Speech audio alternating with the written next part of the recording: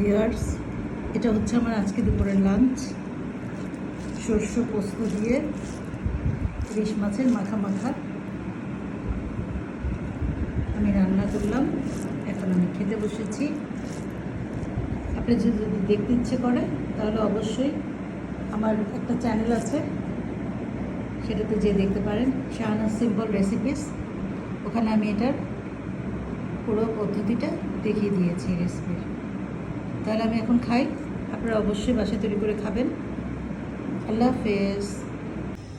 বিসমিল্লাহির রহমানির রহিম। আমি শাহানাজ বলতে, শাহানাজ সিম্পল রেসিপিস থেকে। আমি আজকে আপনাদেরকে করে দেখাবো ইলিশ মাছ। এই যে এখানে সর্ষে পোস্ত বেটে নিয়েছি, সাথে 6-7টা কাঁচামরিচও বেটে নিয়েছি।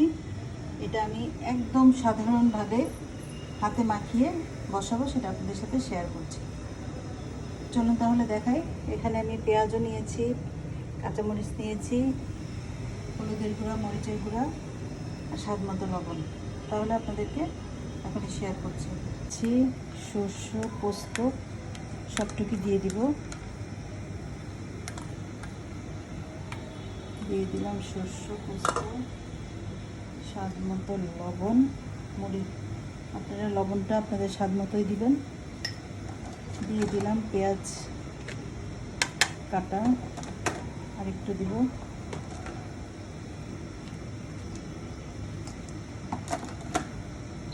দিয়ে দিচ্ছি হলুদের গুঁড়া, দিয়ে দিচ্ছি একটু মরিচের গুঁড়া, একটু ঝাল হওয়ার জন্য। সাথে দিব একটু জিরা বাটা। আর কোনো মশলা যাবে না। এখন এর মধ্যে দিব সরিষার তেল, বেশ খানিকটা সরিষার তেল দিচ্ছি। সর্ষে পোস্ত তো, এখন আমি এটা ভালোভাবে মাখাবো। হয়ে গেছে ইলিশটা। এখন এর মধ্যে আমি দিয়ে দিব পানি।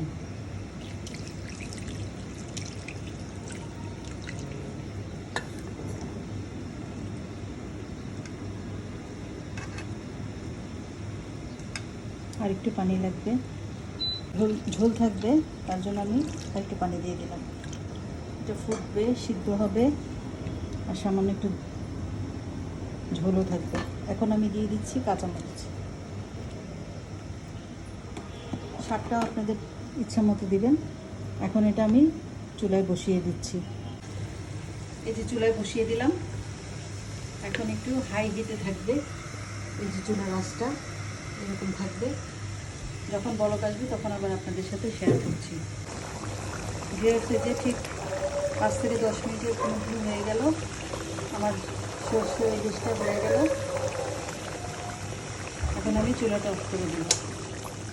তাহলে এভাবে তৈরি করে নেবেন। যদি ভালো লাগে অবশ্যই লাইক দিবেন, কমেন্টস করবেন। প্লিজ দর্শক, আপনারা কমেন্টস করে জানাবেন কেমন লাগছে। যদি ভালো লাগে অবশ্যই লিখবেন। কমেন্টস করলে আসলে খুব ভালো লাগে। তাহলে আজকে এই পর্যন্তই। আল্লাহ হাফেজ। ভিউয়ার্স, এই যে আমার পোস্ত সর্ষে কীভাবে রান্না করব সেটা আপনাদের সাথে শেয়ার করছি। যদি ভালো লেগে থাকে অবশ্যই করবেন, কমেন্টস করবেন।